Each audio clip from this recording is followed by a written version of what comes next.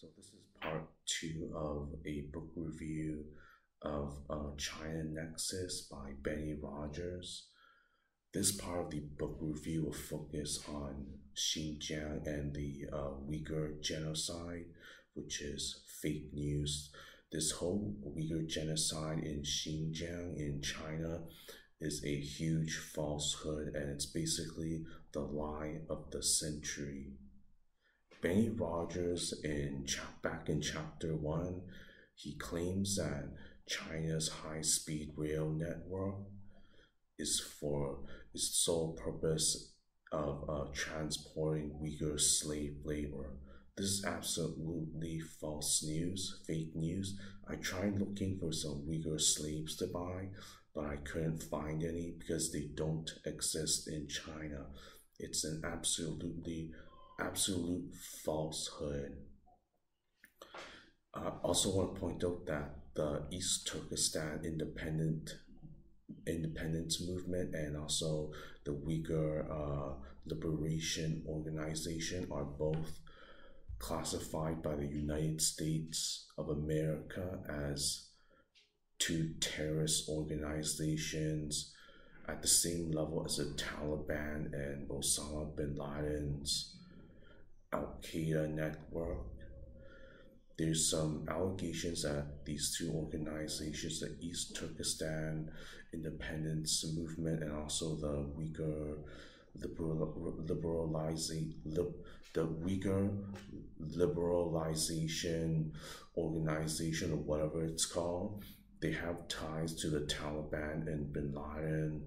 They work together in sharing their fighters in Afghanistan. So the United States is basically the arch enemy of China in the Second Cold War, but they also agree that these two Uyghur organizations are terrorist organizations and the United States put sanctions on them. Benny over here also claims that there are 3 million Uyghurs in jail in China. This is completely false, just not possible. There are a total of 12 million Uyghurs in China, and Benny claims that 3 million of them are in jail. The population of Paris, France, is 2 million people. So it's the same thing as putting the entire population of Paris plus 1 million people in jail. Do you think China is going to build a jail for 3 million people, city same as Paris plus 1 million people, and feed them all and do whatever, provide utilities, water, electricity, clothe them and whatever? This is just fake news, and there has been no media proof or any type of proof that these jails exist other than satellite images that could be of anything. It could be of satellite images of a car factory or a Tesla factory in China. So this is just fake news. So who are the Uyghurs? The Uyghurs are a mixed bag of people, mostly of Turkic origin from Central Asia, who came to China through the Silk Road to buy Silk Road and resell silk in their own place in Central Asia and West Asia. So these people felt like they didn't want to leave China for whatever reason. Could be, who knows what, could be war in their own country, or just too much people, no opportunity, or natural disasters, but who knows. So these Silk Road people who came to China through the Silk Road, they settled around Kashgar in southern Xinjiang. And so southern Xinjiang is called the Tarim Basin. They settled around Kashgar, a city called Kashgar, and they roamed around the Tarim Basin. These people have nothing to do with the northern part of Xinjiang, which were occupied by a mixed bag of Mongols, Chinese, and other Asians. The Mongols ruled China for a long time, so various ethnic groups took turns ruling China, and the Han Chinese, which is like me, the Mongols and Tibetans and whatever, they all shared the same country. They have a shared history. So these Uyghur people, they came much later after all these Asian people like the Han Chinese, the Mongols, and Tibetans and whatever. And yeah, so basically this is just a falsehood, and I'll go through chapter 6 in China Nexus by Benny Rogers, showing all this fake imagination. He makes up some fake characters and claims that they travel around China doing business. They go to university around China. These Uyghurs go to university around China.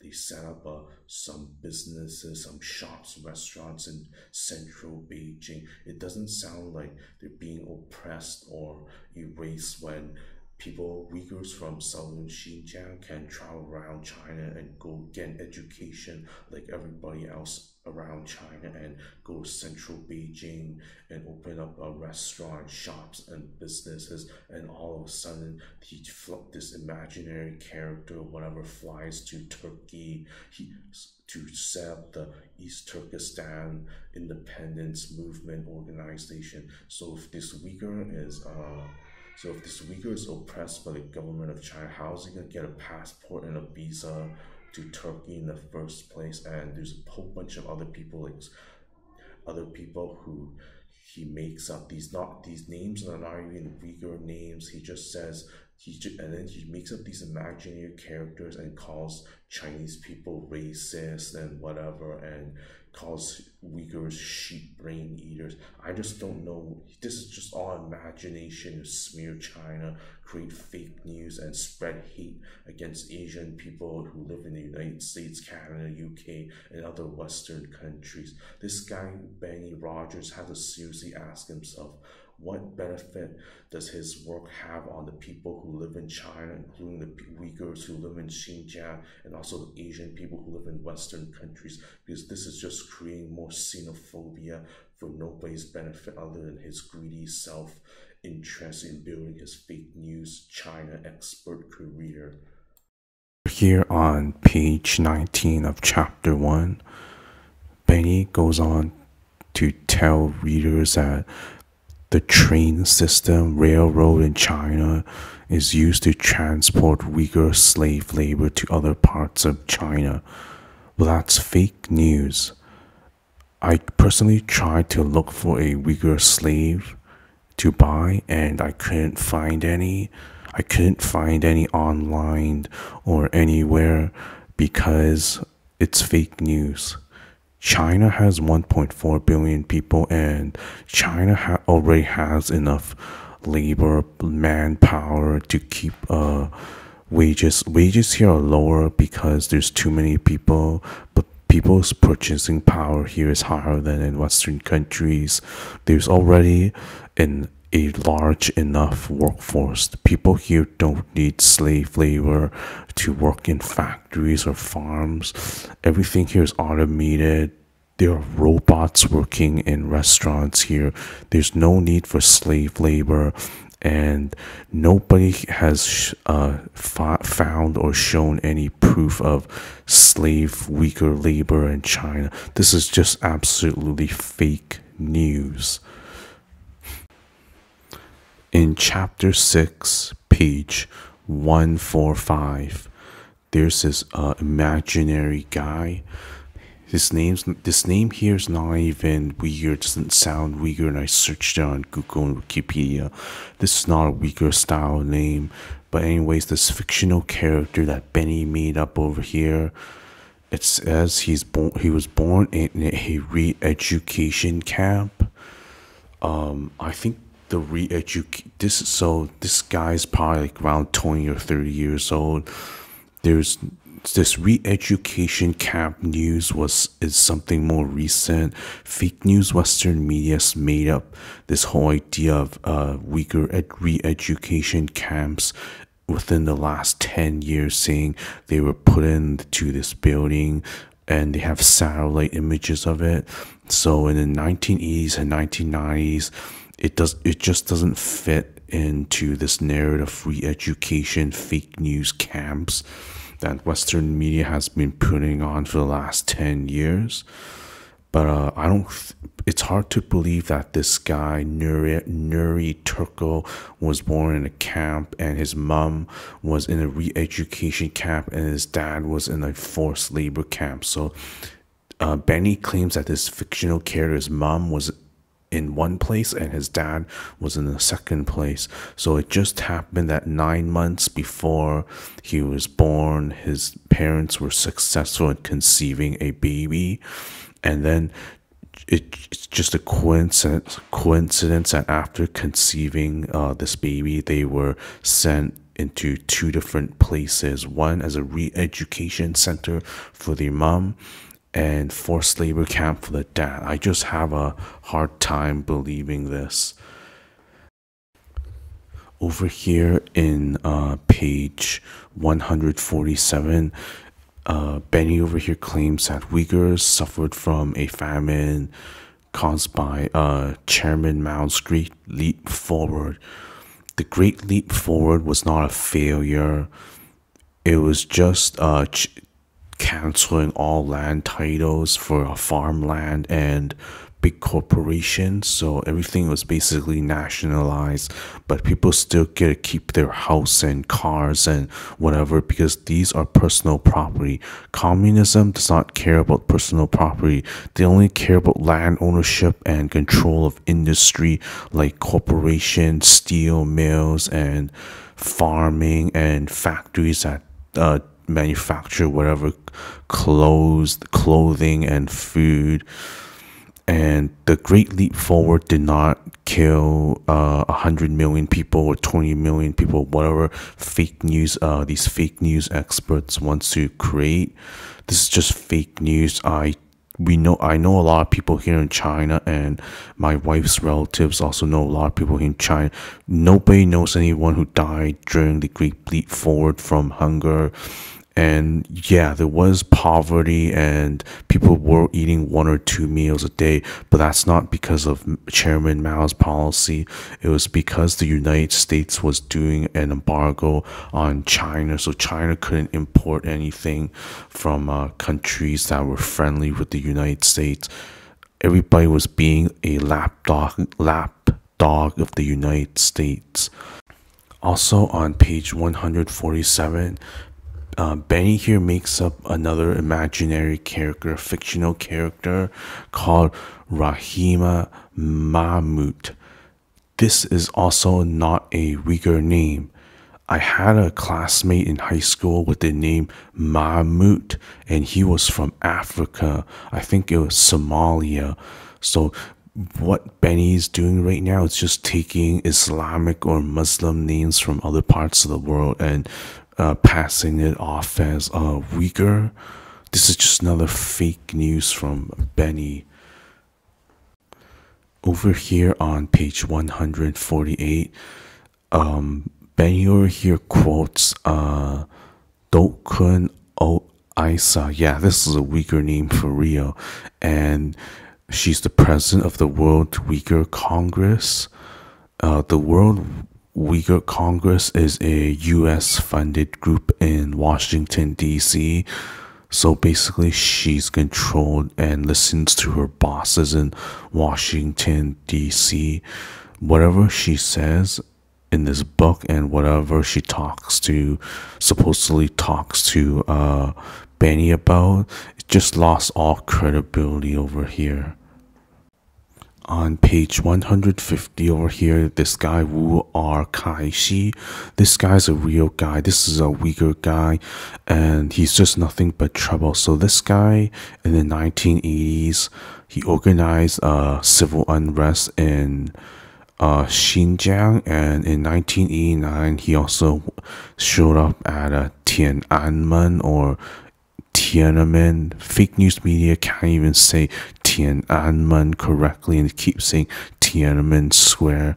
So this guy, he's basically he's basically a paid anarchist by foreign forces. Nobody, probably the United States, could be the UK, nobody really average people like you and me don't know, but of course, the people who are part of the deep state know.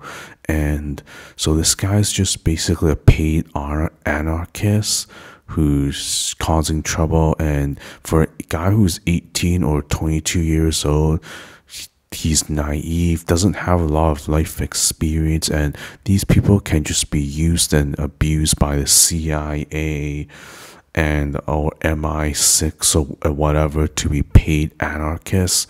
This guy, I don't think an 18 or 22-year-old has enough time to think about what's wrong and right and how to run a country.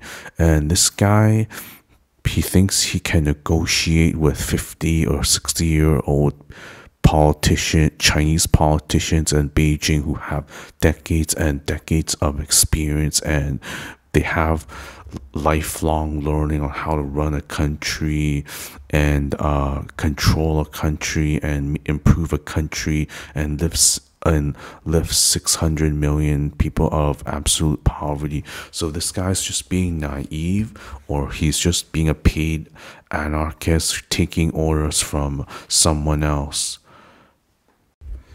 On page 152, Benny over here makes up a fake name, Enver Toti, not even a Uyghur name. It's just a fictional character, and he says this fictional character is a Uyghur surgeon, and this guy supposedly gives Benny a story that says people look down on him because he doesn't eat pork, even though his Han Chinese friend were being nice to him, invited him to their house for Chinese New Year, but somehow this fictional character imagines that he's inferior because he refused to eat meat. Nobody said it. It's just all in his head. The discrimination that this fictional character thinks is being put on him, it's just imagination. And there's another occasion where this guy claims that his colleagues at the hospital called him a sheep brain eater. This is just fake news too. This is a fictional imaginary character, and the situation is fake too. This is not something that people in China do. People in China here don't have hate towards other people. They don't have hate. There's no road rage here. People don't hate other people. People keep to themselves and figure out a way to improve their own quality of standard of living, and their own life and their own family's well-being. So I don't see how people here will look for trouble with other Chinese people and people of other ethnic groups in China. This is just another fictional character and a fictional story to make Chinese people look bad. Also on page 153, there is this human rights lawyer. His name is Rio, but we cannot confirm if Benny actually talked this guy Tung Biao or not. But even if Tung Biao did have a conversation with Benny, it just shows his Tung Biao's self-hate towards his country and his own ethnic group. And he's on a mission to smear China and create fake news against Chinese people and Asians, in accusing Chinese people as being racist towards Uyghur.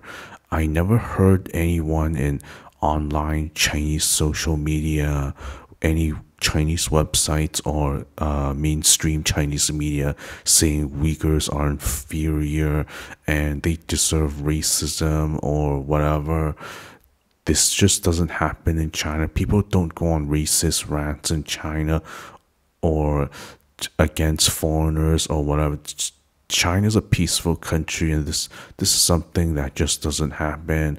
And in the blue highlight here, Tung Biao says there's Han chauvinism, racism, where Chinese people think they're superior This is just fake news too. I just explained there's no racism in China. There's very little racism in China, but yeah, there's gonna be some people who hate black people, white people, or whatever.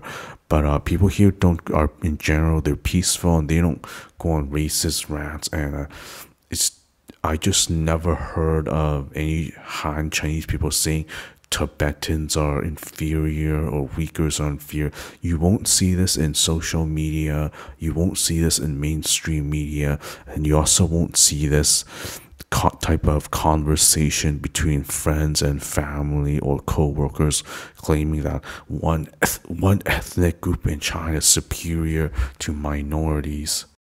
On page 154, it goes back to the leader of the East Turkestan independence movement, which is labeled by the United States as a terrorist organization. And this guy, the leader, is also sanctioned by the United States.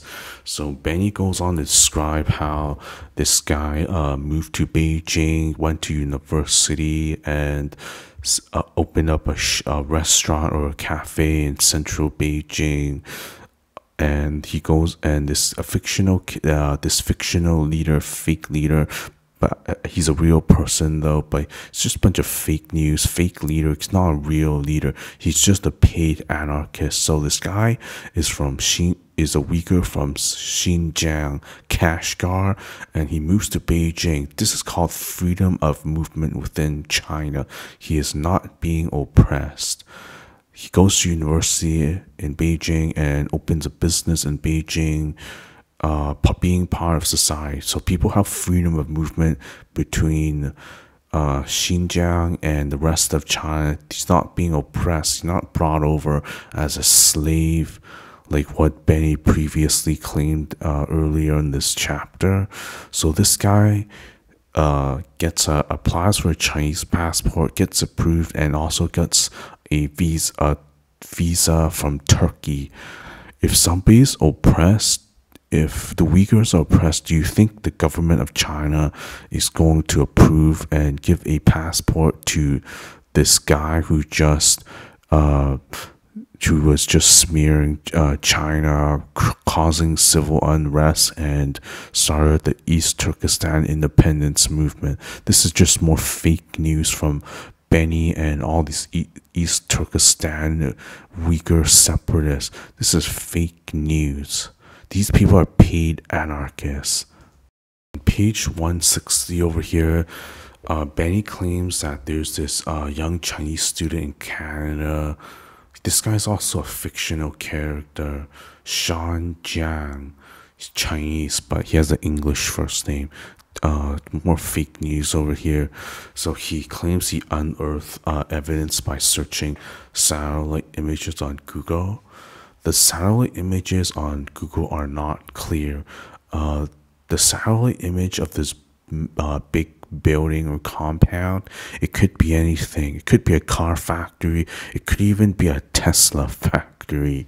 Who knows? But there's basically these people claim that there's 3 million Uyghurs in jail. This one building here won't fit 3 million people. 3 million people is the same thing as Paris plus 1 million people. I don't think 3 million people could be shoved into this place. It's more fake news. And he also goes on to saying that his findings began with a Google search, and he used Google to find classified government of China documents. I don't think anyone could find, classified government documents of any country on Google. If documents are classified, why would they be posted online for the public and linked to Google? So how could anyone do a Google search and it'll bring you to a public website with classified government documents? I just don't understand this. And also, Google is banned in China. So Chinese from other than the famous big Chinese websites, they won't even be indexed to Google search. This is just absolutely false and fake news from Benny. Xinjiang is an imaginary fictional character. Benny's here. He has a problem with the separation of church and state. On page 153, Benny claims that there are these Han Chinese men who are rapists who rape Uyghur women, but these Han Chinese men, they need other women, such as Kazakh women, to undress the Uyghur woman before they get raped. I just don't understand this story as well. This is just fictional fake news. So if you have a rapist, why would a rapist need another woman to undress the victim here? I don't understand. A rapist sees a woman and wants to rape this woman, but he needs another woman to undress the victim. I just don't understand this. Page 164, Benny goes back to the prison trains. He says jails in Xinjiang. There are jails in Xinjiang. So throughout this chapter, he said there are jails in Xinjiang, forced work camps and re-education camps. So if all of these jails are really in Xinjiang based on fake satellite images, why would the government of China need prison trains and high-speed rail to transport these Xinjiang or Uyghur prisoners? The jails already in Xinjiang based on these satellite images, based on the logic. So why are the prison jail trains transporting Uyghurs around the world? This logic just breaks down. It's more fake news from Benny.